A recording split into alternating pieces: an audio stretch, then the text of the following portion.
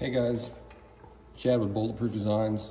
I'm going to show you how to install the new power valve cover we started making.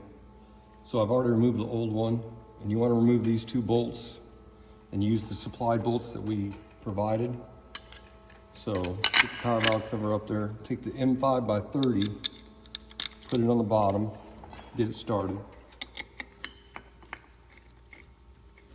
Then use the M5 by 25. Use that one on the top.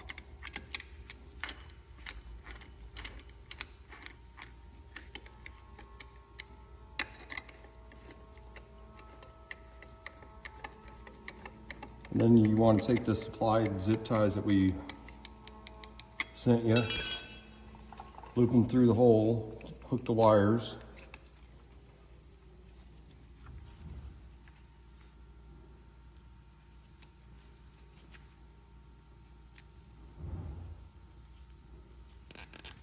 You just want to do that there and there also.